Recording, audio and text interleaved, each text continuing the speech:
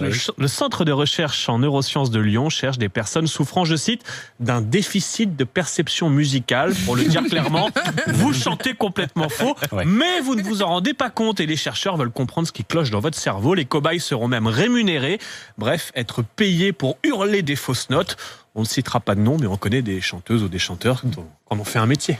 Fly toute la night, j'ai pas le taille. Donne-moi ton numéro, moi, je vise le sky avec mes bébés. Dépense mon dinero, j'arrive dans le club et l'ambiance est au taquet.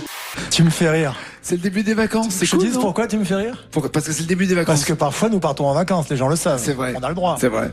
Et nous sommes partis en vacances et je t'ai dit bonnes vacances et tu m'as répondu excuse-moi mais moi j'ai du pain sur la planche. C'est vrai. Regarde ta couleur. C'est vrai. Regarde comment t'es bronzé. Mais non, c'est ta télé qui est mal réglée, c'est tout. Bien sûr.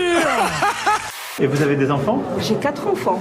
Et ils sont dans le quartier? Ils sont dans le quartier, une au collège dans les Garrigues, au collège-là, et une que j'ai mis à Saint-Jean-de-Védas. Pour justement un peu plus de mixité, plus de pouvoir, parce que c'est vrai qu'on manque beaucoup de mixité, monsieur le Président, ici. C'est vraiment un problème ici. Fille d'un quartier populaire, j'ai appris à être fier. Bien plus d'amour que de misère, bien plus de cœur que de pierre. Monsieur le Président, j'ai mon fils qui a 8 ans. Il m'a demandé si le prénom de Pierre existait vraiment ou c'est que dans le livre. Tellement qu'il y a un manque de mixité dans le quartier.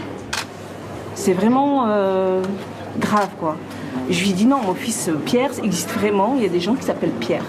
Moi, je fais sortir mes enfants, mais c'est vrai que cette question m'a choquée.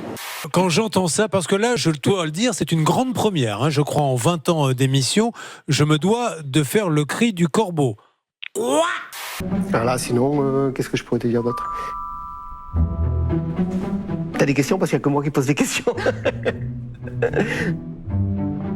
Je ne veux pas faire le KGB non plus. Bon, ça n'existe plus, donc on est tranquille. Non. Ok. Voilà. Le discours s'épuise. Je sais pas. Qu'est-ce que je pourrais te dire d'autre? Allez, c'est pas lourd, c'est dans la tête. Allez, c'est dans la tête. Allez. Prends 3 fleurs. Allez, porte-moi ça. T'es une gagnante ou pas? Tu veux être ma femme, toi? Tu veux être ma femme, toi? Allez. Dépêche-toi. Allez. Ils sont des millions sur Weibo, le réseau social chinois, à avoir commenté cette vidéo, celle d'une employée frappant violemment et à plusieurs reprises son patron à coups de serpillière. La raison, ce patron la harcelait en lui envoyant des textos à caractère sexuel. Madame Zhou, la victime, a reçu un immense soutien populaire, les affaires de harcèlement débouchant très peu devant la justice en Chine. Ça a l'air trop bon. Bah ouais, carrément. T'es vraiment attentionné, je trouve. Ouais. C'est ton premier petit déjeuner en tant que femme mariée? Non. Ah, t'as déjà été mariée? Hier. Ouais, t'es mariée hier? Oui. Le temps passe si vite. À tes côtés, le temps passe si vite. Et donc, en fait, nous, on en a profité également pour faire notre mariage de noces. Et donc, nous sommes... Votre mariage de noces? Oui. Alors, votre nuit de noces ou votre mariage? C'est quoi un mariage de noces? Notre voyage de noces, plus exactement. Ah. J'essaie... En fait, c'est un jeu, il faut... Retrouve la phrase avec les mots qui sont dans la phrase. Ah ouais, c'est quand même une entrée remarquable. Madame Cendrillon, comment allez-vous? Madame la comtesse.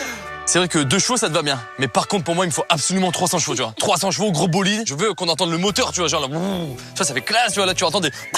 Tu vois, tu dis, c'est quoi ça? Tu dis, ça va pas aller, tu vois.